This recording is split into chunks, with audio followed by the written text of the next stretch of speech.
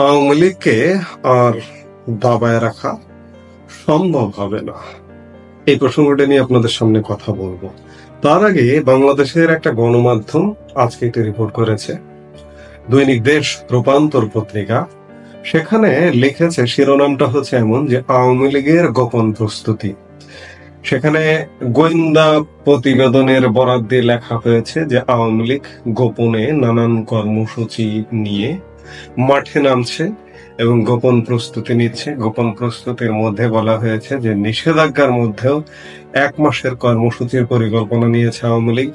প্রতিষ্ঠা বার্ষিকীতে অশান্তির পায়তারা, নগরীর বিভিন্ন স্থানে ঝটিকা মিছিল, কর্মসূচি ইত্যাদি। আজকে আওয়ামী লীগকে বর্তমান অন্তর্বর্তীকালীন সরকার আওয়ামী লীগের কার্যক্রম নিষেধাজ্ঞা দিয়েছে। কি কারণে? এই যে আন্তর্জাতিক অপরাধ ট্রাইব্যুনাল নামে একটি ট্রাইব্যুনালে আওয়ামী লীগ জুলাই অগাস্টে আওয়ামী লীগ নাকি হত্যাযজ্ঞ চালিয়েছে, তার জন্য বিচার, এবং এই বিচারটি বাস্তবায়ন না হওয়া পর্যন্ত আওয়ামী লীগের কার্যক্রম নিষিদ্ধ, এমন আদেশ জারি করেছে বর্তমান অন্তর্বর্তীকালীন সরকার। কে কাকে আসলে নিষিদ্ধ করে? আজকে এই যে আন্তর্জাতিক যে অপরাধ ট্রাইব্যুনালটি, এই ট্রাইব্যুনালটির জন্ম সৃষ্টি হয়েছিল 1971 সালে মানবতা বিরোধী অপরাধীদের শাস্তি নিশ্চিত করবার জন্য। বিগত আওয়ামী লীগ সরকারের সময় এই ট্রাইব্যুনালে মানবতা বিরোধী অপরাধীদের শাস্তি নিশ্চিত করা হয়েছে। শীর্ষ যুদ্ধাপরাধী 71-এর অনেকের ফাঁসিতে ঝুলিয়ে দেওয়া হয়েছে।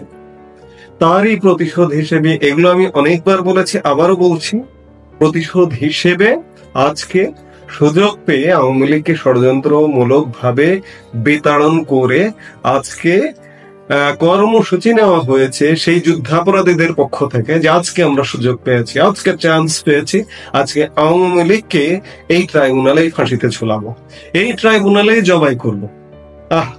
কি হাস্যকর!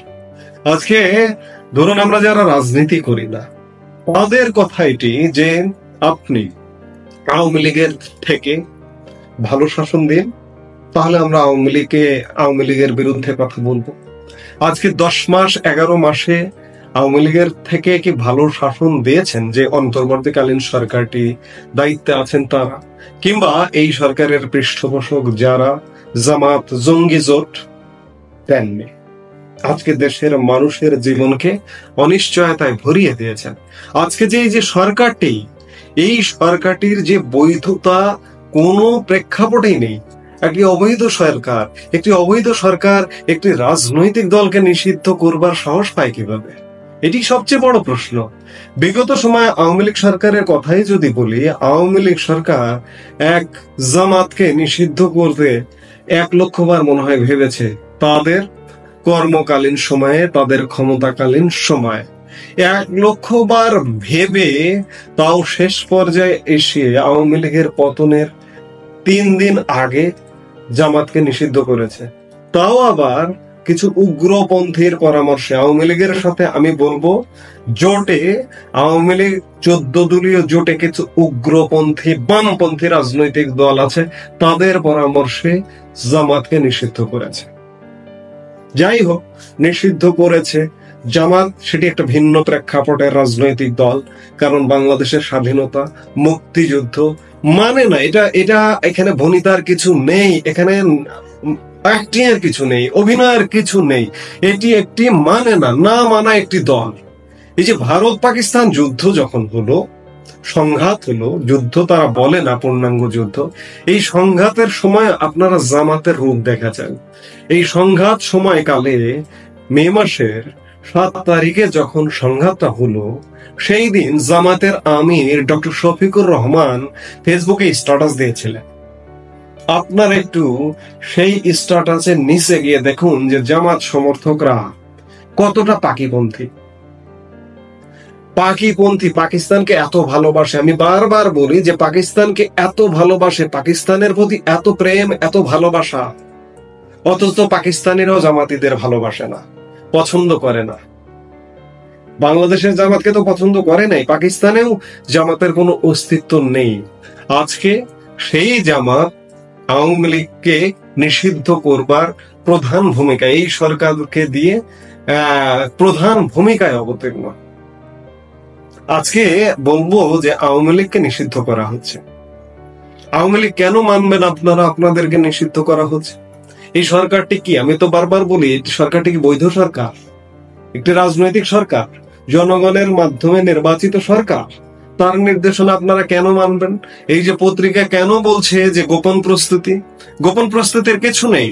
3.5 লক্ষ ইতিমধ্যে গ্রেপ্তার করেছে, আর কত গ্রেপ্তার করবে? আরো 3.5 লক্ষ। প্রস্তুত হন। আপনি রাজনীতি করেন, রাজনীতি করতে হলে আপনার গ্রেপ্তার হতে হবে, জেল হতে হবে, জুলুম হতে হবে। কারণ আমার প্রশ্ন যে আমার ভালো শাসন দরকার। আওয়ামী লীগের 16 বছরের শাসন যদি খারাপ হয়, তার থেকে ভালো শাসন দরকার। সেই শাসন কি আমি পাচ্ছি? কিংবা আগামী দিনে পাবো? কাদের হাত দিয়ে পাবো? বিএনপি, জামাত, এনসিপি তাদের হাতে পাবো? কোনো সম্ভাবনা নেই। তাহলে আওয়ামী লীগ কি দোষ করলো? আওয়ামী লীগ তো কোনো দোষ করেনি। এই যে আওয়ামী লীগের যে মিথ্যা বিচারটা করা হচ্ছে, আওয়ামী লীগের আসলে কোনো অপরাধ নেই। আমি একজন সাধারণ মানুষ হিসেবে, সাধারণ নাগরিক হিসেবে বলতে পারি যে জুলাই আগস্টে অন্ততপক্ষে এই হত্যার নামে যে বিচারের নামে যে প্রহসনটা করা হচ্ছে, সরকার, আওয়ামী লীগ ছিল সরকারে, আওয়ামী লীগের দায়িত্ব ছিল রাষ্ট্রের জানমালের নিরাপত্তা দিতে। এই জানমালের নিরাপত্তা তো আওয়ামী লীগ দিয়েছে। কিন্তু এই যে আজকে যারা বিচার করছে, মেট্রো রেল কারা পুড়িয়েছে? জুলাই আগস্টের আন্দোলনকারীরা। বিটিভি ভবন কারা পুড়িয়েছে? জুলাই আগস্টের আন্দোলনকারীরা। সরকারি বিভিন্ন স্থাপনা কারা পুড়িয়েছে? মানুষকে কারা মেরেছে? যে অস্ত্র পুলিশের হাতে থাকে না, সেই অস্ত্র দিয়ে কারা মেরেছে? পুলিশকে কারা মেরেছে? আজকে বিচার হওয়া উচিত কাদের?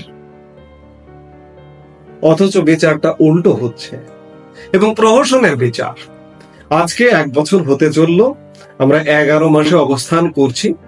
আজকে আওয়ামী লীগকে এসব গোপন টোপন না, প্রকাশ্যে প্রস্তুতিতে বের হতে হবে। আমরা দেখছি, আস্তে আস্তে এগুলো দেখছি। আগামী 23শে জুন আওয়ামী লীগের প্রতিষ্ঠা বার্ষিকী, 76তম প্রতিষ্ঠা বার্ষিকী, 76 বা 77তম প্রতিষ্ঠা বার্ষিকী। কাজেই আওয়ামী লীগকে বের হতে হবে, তাছাড়া কোনো উপায় নেই।